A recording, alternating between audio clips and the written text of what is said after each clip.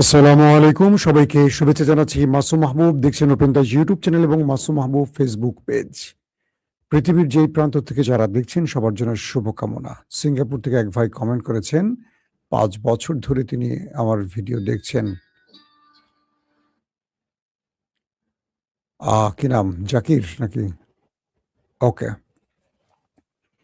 দর্শক, আজকের গুরুত্বপূর্ণ খবর কি কি সংক্ষেপে আগে শিরোনামটা বলছি আপনাদের। সিলেটের গোয়াইনঘাটে ভারতের বিএসএফ এর বিরুদ্ধে একটা বড়সড় শক্ত জবাব দিয়েছে বাংলাদেশের বর্ডার গার্ড, বিডিআর বা বিজিবি যেটাকে আমরা বলি। পাশাপাশি কাল রাতে ইরানে আক্রমণ করতে গিয়েও হঠাৎ কিসের ভয়ে ট্রাম্প পিছু হটল। পাশাপাশি ইরান বলছে, মার্কিন যুক্তরাষ্ট্রের সেনাবাহিনী সদর দপ্তর পেন্টাগন বলছে ইরান এমন কিছু হাতে পেয়েছে যেটা আমেরিকার জন্য বড় টেনশন। অন্যদিকে রাশিয়ার প্রেসিডেন্ট ভ্লাদিমির পুতিন একটা শক্ত জবাব দিয়েছে ইরানের পক্ষ নিয়ে। সেই জবাবটি কি ছিল সেটিও জানাবো। দর্শক, আশা করি সবাই শুনতে এবং দেখতে পাচ্ছেন। প্রথম যে খবর দিয়ে শুরু করতে চাই, সিলেট।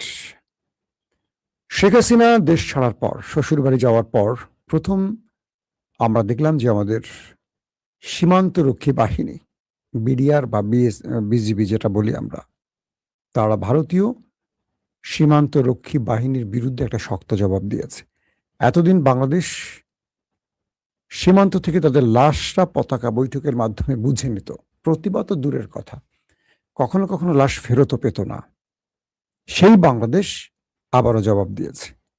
খবরে বলা হয়েছে যে সিলেটের গোয়াইনঘাট উপজেলার সোনারহাট একটি অঞ্চল, সীমান্ত এলাকা, সেখানে হঠাৎ করে শুভেন্দু অধিকারীর কি বলবো আত্মীয় স্বজনরা, মানে তিনি তো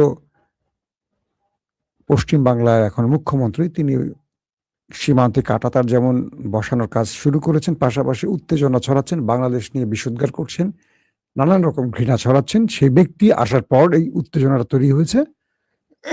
তো বলা হয়েছে যে সোনারহাট সীমান্ত এলাকায় হঠাৎ করে ভারতীয় সীমান্তরক্ষী বাহিনী বাংলাদেশকে টার্গেট করে গুলি চালায় এবং বাংলাদেশ কিছুক্ষণ পর তাদের পাল্টা জবাব দিলে তারা ভয়ে থেমে যায়। ৪৮ ব্যাটালিয়ন অর্থাৎ যারা এই কাজটি করেছে তাদের দায়িত্বশীলরা বলছেন যে বাংলাদেশ ভারতকে পাল্টা জবাব দেওয়ার পর আক্রমণ একটা পর্যায়ে থেমে যায়। বিডিআরের পক্ষ থেকে বলা হয় তারা এই অন্যায় কাজে সমর্থন করছে না এবং অবৈধ পারাপার বন্ধে তারা সবসময় সচেষ্ট আছে।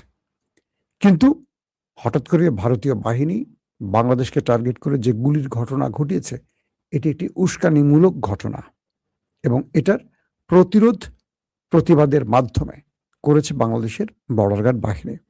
আমরা দীর্ঘদিন পর আমাদের বিডিআর বা বিজিবিকে একটা আসল চরিত্র দেখলাম। আমরা তাদের জন্য গর্বিত এবং আমরা মনে করি আমাদের সেনাবাহিনী, আমাদের সীমান্তরক্ষী বাহিনী, আমাদের পুলিশ, আমাদের র্যাব, আমাদের ডিজিএফআই, আমাদের এনএসআই, যত আমাদের রাষ্ট্রীয় বাহিনী আছে, তারা প্রত্যেকে দেশপ্রেমে উদ্বুদ্ধ হয়ে আগামী দিন তাদের মূল দায়িত্বটা পালন করবেন। না ভারতকে ভয় পাবেন, না দলীয় এজেন্ডা বাস্তবায়ন করবেন। দলীয় এজেন্ডা বাস্তবায়নের ক্ষেত্রে যেটা হয় সেটা আমরা দেখেছি হাসিনার চলে যাওয়ার পর আমরা দেখেছি মনিরুল, বেনজির, হারুন, বিপ্লব সব দেশ ছাড়া হয়েছে এবং অসম্মান নিয়ে, মানুষের ঘৃণা নিয়ে দেশ ছেড়েছে। এবং আমরা চিটাগংয়ে দেখেছি যে জুলাই স্পিডের যুবকরা যখন গ্রাফিতি আঁকছে, পুলিশ তাদের সাথে খুব খারাপ আচরণ করেছে। এবং আমরা এটিও দেখেছি যে অনেক নারীদেরকে পুরুষ পুলিশ গায়ে হাত দিয়েছে। খুবই লজ্জাজনক। এটা আওয়ামী লীগের চরিত্র। এটা তারেক রহমান সরকারে বসে যে পুলিশরা করেছে, আশা করি তাদের বিরুদ্ধে আইনত ব্যবস্থা নেওয়া হবে, কারণ এটি বিএনপির সরকারকে একটা ভয়ঙ্কর কি বলবো জনরোষে ফেলতে গোপন থেকে কেউ করছে। সবচেয়ে দুঃখজনক ব্যাপার হলো চিটাগংয়ে যিনি এখন মেয়র হিসাবে আছেন, অবৈধ একজন মেয়র। অদ্ভুত লাগে না? শেখ হাসিনার নির্বাচনগুলো সব অবৈধ হয়েছে বিএনপি বলছে, কিন্তু তার নির্বাচনটা কি করে বৈধ হয়? এবং আমরা একটা সময় দেখছি অন্তর্বর্তীকালীন সরকারকে অনেকে সহ্য করতে পারতো না, কিন্তু এখন প্রত্যেকটা উপজেলা, আমরা দেখছি প্রত্যেকটা জেলা পরিষদ, সিটি কর্পোরেশনে বসে পড়ছে রাষ্ট্রীয় মানে কি দলীয় ব্যক্তিরা। এটা কোনো রাষ্ট্রীয় সিস্টেমে চলে কিনা আমি জানি না। এই সিস্টেমগুলো বিএনপিকে বড়জনক মানে বড় রকম প্রশ্নবিদ্ধ করবে। আগামী দিনগুলোতে বিএনপির অনেক কথা বলার জায়গা বন্ধ করে দেবে। বিএনপি 15টা বছর যে রাজনীতিটা করেছিল, কেন যেন মনে হয় হঠাৎ করে সেটাকে ধ্বংস করার জন্য কেউ উঠে পড়ে লেগেছে। তাই পুলিশ প্রশাসনকে বলবো, যারা চট্টগ্রাম এই কাজ করেছে তাদের বিরুদ্ধে যেন ব্যবস্থা নেয় আমাদের রাষ্ট্র, নতুবা আমরা মনে করব বিএনপি ক্ষমতায় বসে জুলাই স্পিরিট থেকে দূরে সরে যাচ্ছে। দর্শক, আসি আপনাদের জন্য আমাদের আসল খবরে। অনেকে বাংলাদেশের খবর চান, অনেকে চান না। তো এখন যে খবরটি হলো, কাল রাতে মার্কিন যুক্তরাষ্ট্র এবং তার মিত্র ইসরায়েল ইরানে হামলার জন্য প্রস্তুতি নিচ্ছিল। পেন্টাগনকে গ্রিন সিগন্যাল দিয়েছিল ডোনাল্ড ট্রাম্প। এরপর হঠাৎ করে ডোনাল্ড ট্রাম্প তার অ্যাকাউন্টে জানিয়েছেন যে 3টি দেশের অনুরোধে তিনি ইরানের হামলা 2-3 দিনের জন্য স্থগিত করেছেন। এই 3টি দেশ কারা? সৌদি আরব, কাতার, আরব আমিরাত।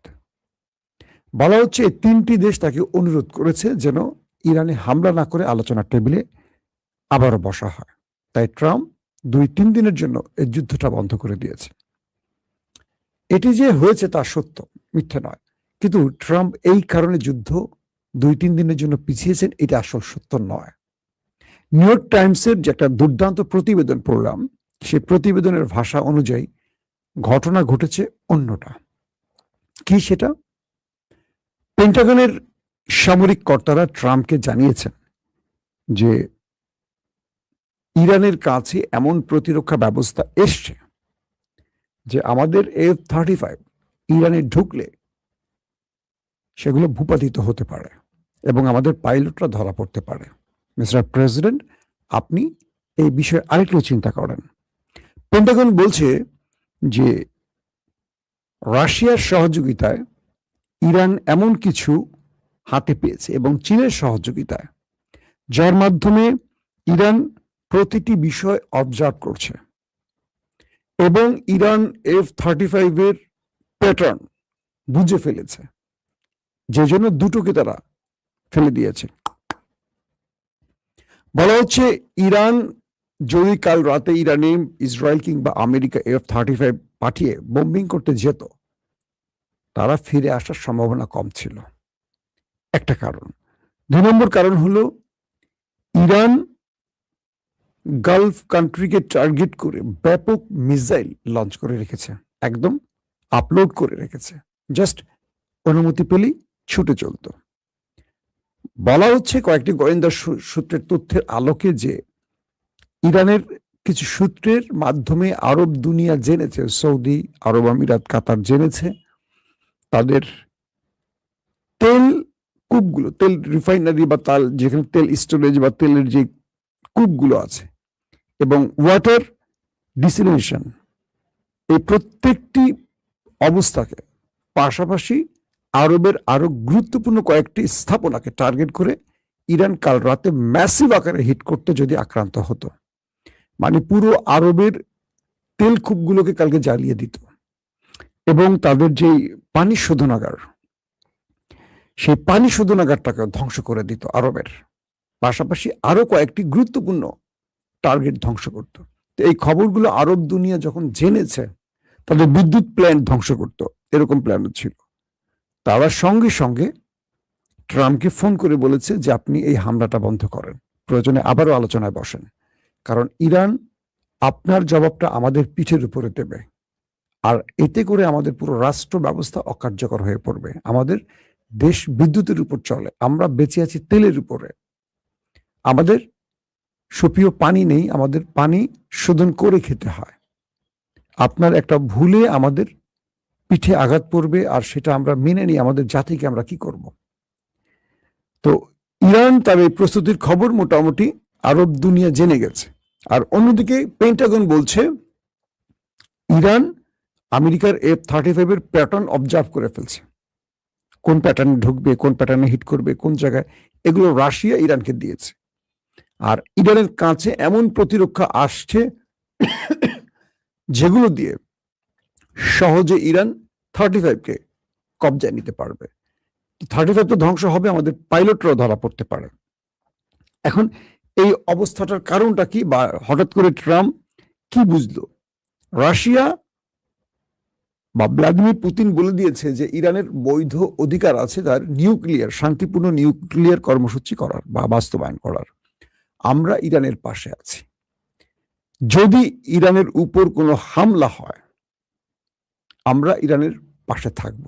তার মানেটাকে, তার মানে হলো রাশিয়া স্পষ্ট আমেরিকাকে বার্তা দিল তারা ইরানের জন্য লড়াইটা করবে। এই লড়াইটা কি সামরিক বাহিনী করবে, না এই লড়াইটা কোনো ইকুইপমেন্ট দিয়ে করবে, না প্রযুক্তি দিয়ে করবে, সেইটাই স্পষ্ট নয়, বাট পাশে দাঁড়াবে।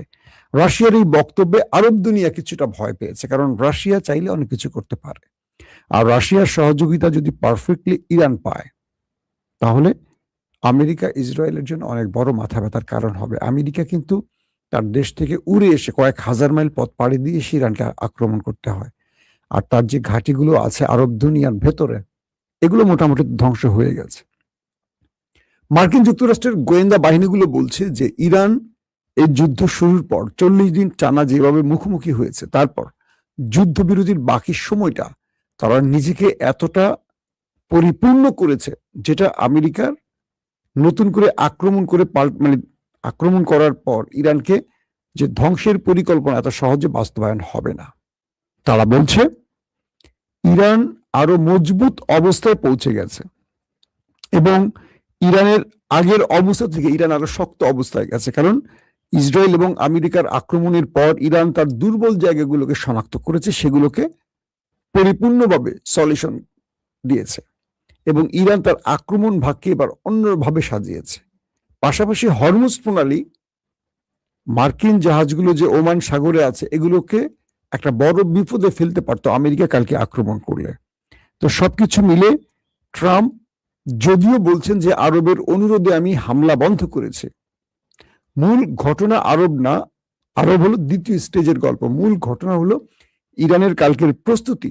পেন্টাগন ট্রাম্পকে বলার পর ট্রাম্পের গলা শুকিয়ে গেছে, আর এই বিষয়টি ইসরায়েলের ভালো লাগেনি, ইসরায়েল অসন্তুষ্ট হয়েছে। এবং এই খবরও আসলে ইসরায়েল থেকে এবং আমেরিকা থেকে যে ড্রোনগুলো ইরানে প্রবেশ করেছিল ইরানের প্রস্তুতি জানার জন্য, ইরান সেগুলোকে শুট করে ফেলে দিয়েছে। অর্থাৎ এতে করে পেন্টাগন আরো আতঙ্কে পড়ছে। অর্থাৎ যুদ্ধের আগে যে ড্রোনটা পাঠানো হয় ইরানের অবস্থা বোঝার জন্য, সেই ড্রোনগুলো ফেরত আসেনি, সেই ড্রোনগুলোকে ইরান ভূপাতিত করে দিয়েছে। এবং এইরকম কয়েকটি ইস্যু, মানে যুদ্ধের জন্য ইরানের প্রস্তুতি বা প্রতিরক্ষা ব্যবস্থা অ্যাক্টিভ কিনা এগুলো বোঝার জন্য শত্রুপক্ষই কাজগুলো করে। সেই কাজগুলো করেই তারা দেখছে যে ড্রোনই ফেরত আসতে পারেনি, বাকিগুলোর অবস্থা কি হবে। তো এখন এই অবস্থার মধ্যে আমেরিকা তার 35 নিয়ে এখন ভয় পায় ইরানের, যে এগুলো পৃথিবীর নাম্বার 1 যুদ্ধ বিমান F-35, স্টিলথ প্রযুক্তির 5ম প্রজন্মের। তো সেই বিমান ইরানে ঢুকে ফিরতে পারবে কিনা এই টেনশন তাদের তৈরি হয়েছে। এখন আসলে কি হতে যাচ্ছে? আবারও আলোচনার কথা উঠছে।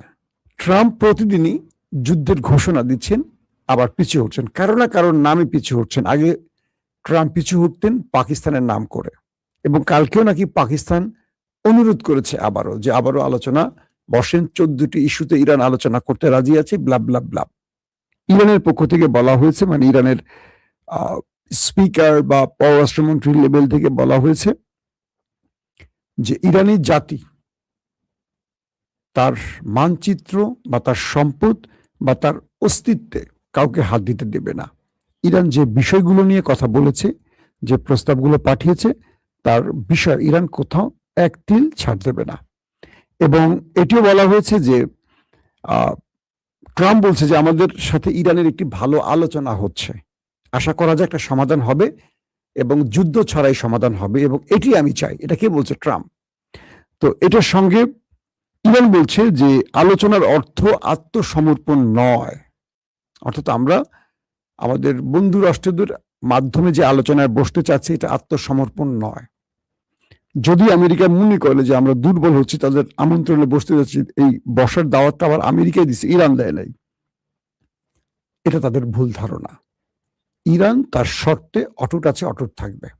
তো এই পরিস্থিতিতে একটা বিষয় স্পষ্ট হয়েছে, ডোনাল্ড ট্রাম্প যে কথাটি বলছেন যে আলোচনা মোটামুটি ফলপ্রসূ চলছে ব্যাকগ্রাউন্ডে, এবং তিনি আশা করছেন এই আলোচনার কারণে যুদ্ধ নাও করতে হতে পারে, যুদ্ধ ছাড়াই আলোচনাটার একটা কাঙ্ক্ষিত লক্ষ্যে পৌঁছবে। কিন্তু ইসরায়েল মানবে না, যুদ্ধটা হবে ধারণা করা যাচ্ছে, এবং শেষ পর্যন্ত এই যুদ্ধে আরো অনেকে জড়িয়ে পড়বে। আরব তো জড়াবেই, পাশাপাশি রাশিয়া চীনেরও জড়িয়ে পড়ার সম্ভাবনা অনেক বেশি থাকবে। বাট ট্রাম্প যে আবারও পিছিয়ে এলো, এটা নিয়ে আবার মার্কিন যুক্তরাষ্ট্রের ভেতরে আলোচনা চলছে। ট্রাম্প তো সরাসরি বলছে BBC corrupted, sorry CNN corrupted, Washington post 2 নম্বর। মানে পশ্চিমা গণমাধ্যমকে ট্রাম্প নিজেই এবার দোষী করছেন, কারণ তারা বলছে যে এই যুদ্ধে ট্রাম্প পরাজিত, ইরান বিজয়ী হচ্ছে, এবং ট্রাম্প তার ভুল রাজনীতিটা করছে বা ইরানকে তারা পরাজিত করতে পারছে। এমন ট্রাম্পের সমালোচনাগুলো তার গণমাধ্যম বড় ফ্রেমে করছে, এটার জন্য ট্রাম্প আবার তার গণমাধ্যমকে ধুয়ে দিয়েছে মোটামুটি। এই হলো পরিস্থিতি। ট্রাম্পের উপর ভরসা রাখা যায় না। সে বলছে 2-3 দিনের জন্য যুদ্ধটা বন্ধ থাকবে, আক্রমণটা বা হামলাটা বন্ধ। দেখা যাবে কাল রাতে আবার আক্রমণ করে বসছে। তো দেখি আমরা শেষ পর্যন্ত ট্রাম্প আসলে কি করে। প্রত্যেকে ভালো থাকবেন। আল্লাহ হাফেজ।